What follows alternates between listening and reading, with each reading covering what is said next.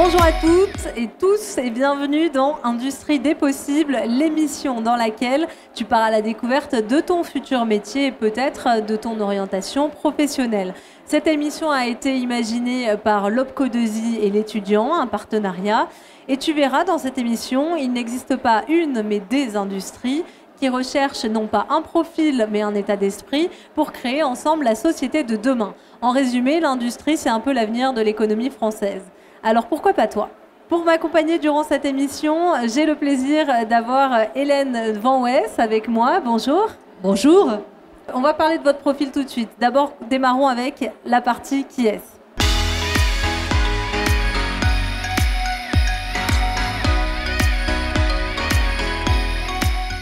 Avec Hélène Van Wes, nous allons découvrir la branche professionnelle recyclage.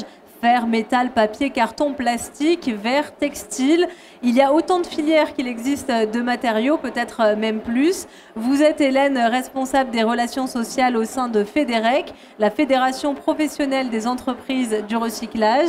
Vous allez donc pouvoir nous en parler concrètement. Justement, le recyclage, qu'est-ce que c'est concrètement? Alors, je veux dire, le recyclage, c'est l'avenir de la planète, pratiquement pour faire simple. Plus concrètement, le recyclage, c'est aller chercher le déchet. Et le déchet, il est partout. Il est, regardez, autour de vous. On imagine qu'après le salon, il va y avoir des déchets sur cet espace. Et nous, notre rôle, c'est d'aller chercher le déchet, de le trier et d'en faire une nouvelle matière première. Et pourquoi l'importance de cette nouvelle matière première? Parce qu'on ne va pas puiser dans les ressources de la planète. Et vous travaillez pour la FEDEREC depuis 2004. Pourquoi vous avez choisi cette industrie-là, le recyclage? Alors, je ne l'ai pas choisi, ça a été un hasard, mais un hasard extrêmement heureux, puisque depuis pratiquement 20 ans que j'y suis, c'est un secteur en pleine évolution et que j'ai appris à connaître et qui est un fantastique secteur, innovant, plein de richesses humaines, et surtout plein d'avenir. À quoi ressemble votre quotidien? En quoi consistent vos missions pour donner une idée un peu plus concrète aux personnes qui nous écoutent? Comme vous l'avez dit, moi je m'occupe plutôt de tout ce qui est relations sociales. Donc ce sont les négociations avec les organisations syndicales qui composent la branche. Et donc c'est construire finalement tout ce qui va composer la convention collective, les salaires, les conditions de travail, voilà, tout ce qui fait le contrat de travail du salarié qui travaille chez nous dans le recyclage. On travaille avec le ministère ou d'autres partenaires pour construire des formations, voilà, pour faire évoluer et accueillir le mieux possible les salariés d'aujourd'hui et demain. Vous l'avez dit, vous êtes arrivé par hasard dans cette industrie du recyclage. Comment vous vous y sentez aujourd'hui? Comme je l'ai dit tout à l'heure, c'est un métier, c'est un secteur extrêmement riche humainement. Et avec des gens qui connaissent le terrain, qui se sont faits en général sur le terrain, des entreprises très familiales, avec du coup une vraie passion pour ces métiers. Donc c'est un secteur extrêmement attachant, mais comme le sont souvent les secteurs industriels.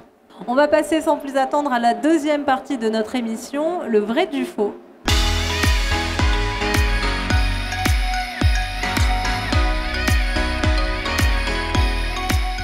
Alors, cette partie, un quiz un peu interactif pour vous donner une autre image peut-être des métiers du recyclage avec vrai ou faux et donc une affirmation derrière et je vous demanderai, Hélène, de me répondre vrai ou faux pour savoir si ça correspond à la réalité ou non.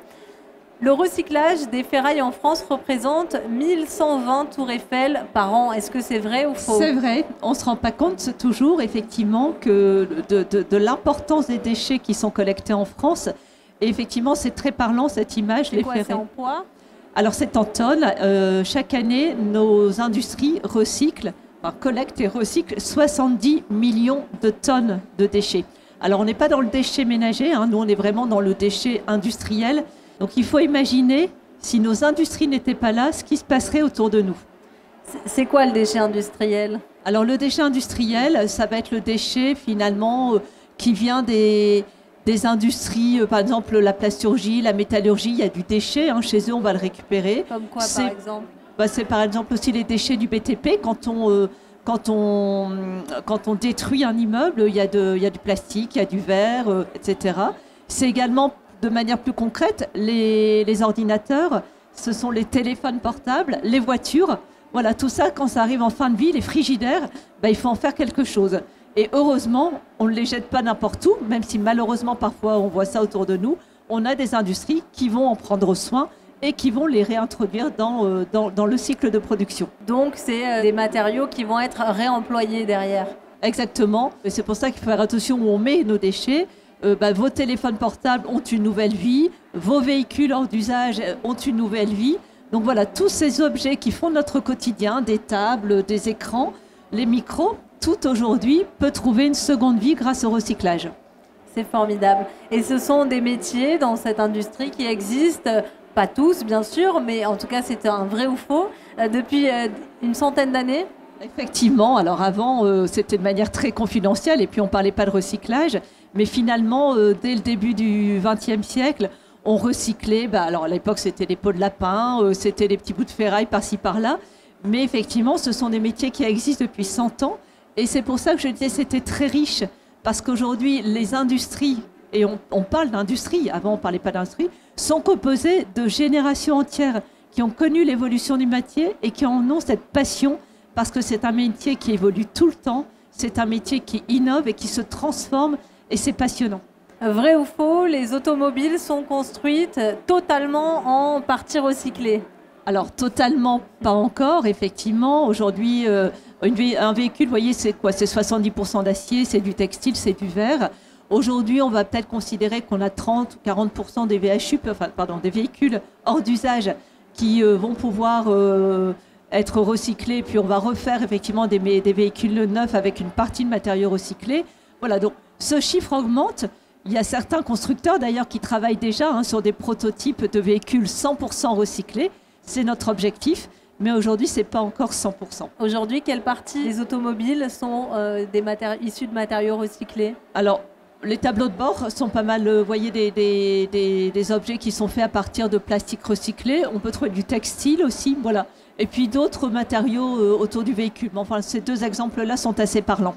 Vrai ou faux, les pots de fleurs sont également parfois issus de matériaux recyclés? Oui, alors ça effectivement de manière assez forte d'ailleurs, parce que vous voyez, autant un véhicule, ça a aussi une connotation luxe, enfin on s'assure que le matériau recyclé soit complètement, offre les mêmes caractéristiques physiques et techniques que la matière vierge, ce qui est le cas. Mais dans l'esprit des gens, parfois on se dit, le véhicule, le pot de fleurs par définition en plastique, voilà, on se dit même s'il y a un petit défaut dessus, c'est pas très grave. Donc oui, avec le plastique, on va refaire effectivement tout à fait ce type de produit. Mais j'insiste sur le fait qu'aujourd'hui, les matériaux recyclés offrent des qualités techniques extrêmement fortes au même niveau qu'une matière vierge. Donc il ne faut pas s'inquiéter en disant, là, si je mets des matières recyclées, ça ne va pas être pareil. Si aujourd'hui, on arrive vraiment à faire des choses extrêmement performantes. Et c'est vrai que cette image de nous en tant qu'usagers, acheteurs, elle est vraiment importante dans cette part d'utilisation de matériaux recyclés. Oui, et alors heureusement, les générations ont beaucoup évolué. Les jeunes générations qui sont aujourd'hui sur le salon sont finalement de très bons clients et très bons porteurs d'images pour nous, parce qu'ils savent à quel point c'est important et à quel point le recyclage aujourd'hui fait partie de notre vie et va protéger des générations futures. Et ça, c'est important. Pour le vrai ou faux suivant, je vous propose de regarder une vidéo. Vrai ou faux, le métal est recyclé pour servir pour des vélos.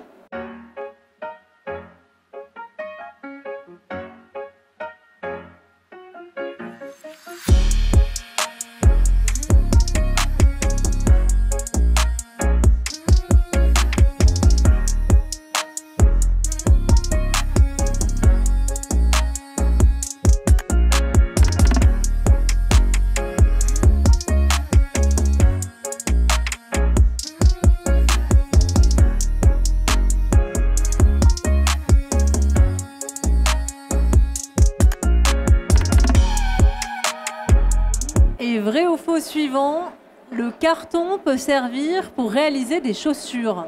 Donc bien sûr, le vrai ou faux précédent, c'était vrai. Le carton pour les chaussures, réponse en image.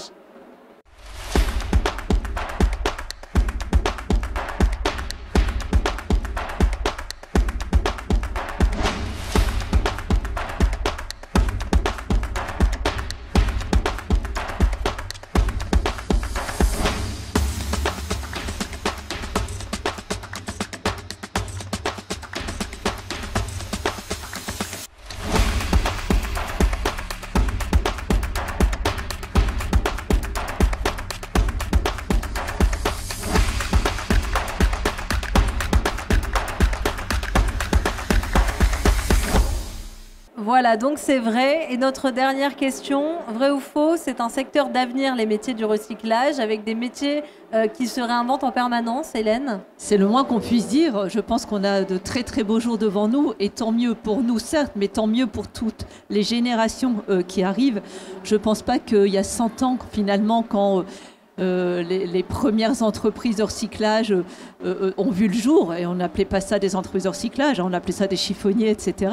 Je ne pense pas qu'ils pouvaient imaginer à quel point cette activité, elle était désormais fondamentale pour la planète. Et ce n'est pas des mots en l'air, en fait. Il suffit de regarder autour de nous notre mode de consommation, même si aujourd'hui on a des tendances qui vont dans le bon sens, on restera quand même toujours avec des déchets autour de nous. Donc le recyclage, quand on voit les chiffres, 70 millions collectés et traités chaque année, encore une fois, imaginez où iraient ces déchets si les entreprises n'existaient pas. Donc oui, il y a beaucoup d'avenir, il y a encore des produits qu'on a un petit peu de mal à recycler et l'innovation fait en sorte que de plus en plus on va y arriver. Donc oui, les métiers du recyclage ont de l'avenir, ils ont du sens et ils ont une réelle valeur humaine qui n'a pas de prix. Et on va en parler dans notre avant-dernière partie d'émission, la météo de l'emploi.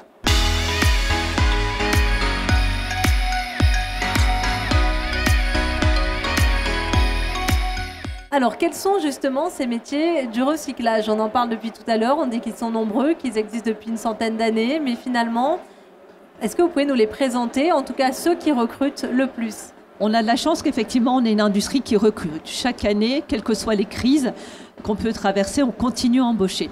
Donc nos métiers principalement vont tourner autour de l'exploitation. Ça va être le chauffeur qui va aller chercher le déchet, qui va le ramener. C'est ensuite l'opérateur de tri qui va trier soit avec des engins extrêmement spécialisés, vous voyez, qui va aller chercher le déchet dans un tas de ferraille ou dans un tas de... voilà.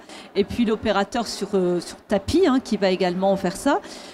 C'est également la maintenance, parce que, comme je le disais, on est sur des industries extrêmement innovantes, donc avec des process de plus en plus perfectionnés. D'ailleurs, je pense que quand vous allez sur un site ou si vous voyez les vidéos virtuelles qui sont là, on est très étonné de voir le degré de performance et d'innovation sur nos sites. Voilà, donc là, on est plus sur la partie exploitation. Mais il y a aussi toute une partie fonction support, on va dire, des ressources humaines, la comptabilité, l'ingénieur, celui qui va s'occuper de la sécurité, de la qualité. Donc c'est extrêmement riche, extrêmement vaste. Et il est important de noter que dans nos métiers, on évolue.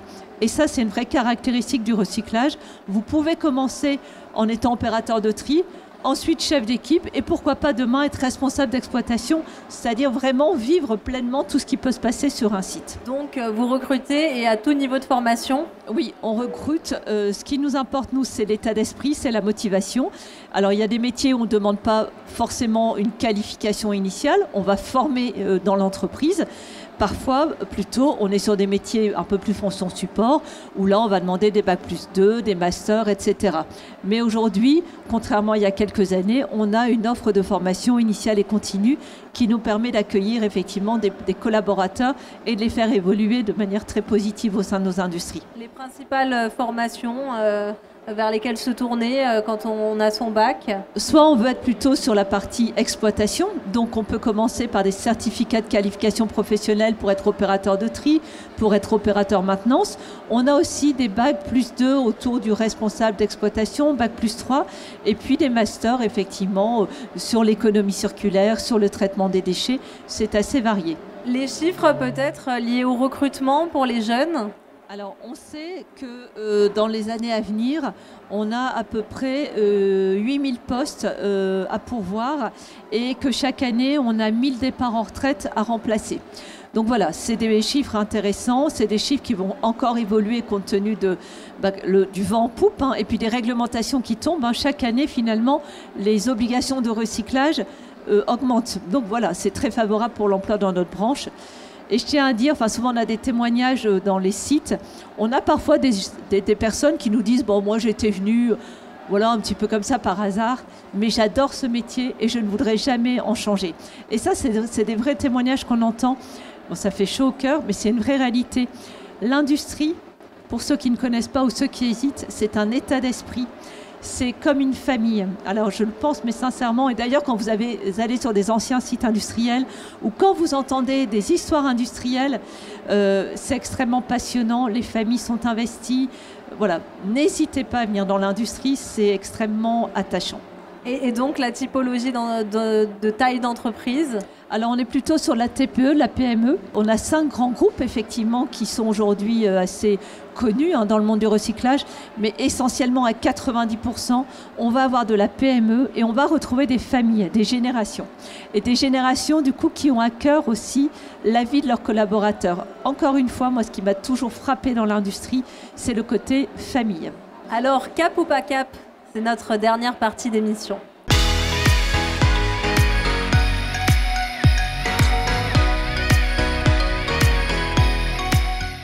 Et donc on retrouve les 3 bonnes raisons de franchir le pas et de se diriger vers l'industrie du recyclage, Hélène. Alors on l'a dit, c'est avant tout un métier quand même plein de sens.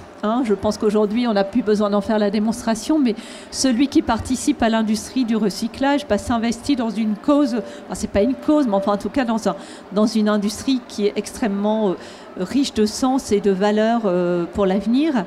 C'est aussi, je le disais, une industrie humaine. Et vraiment, ça se ressent énormément.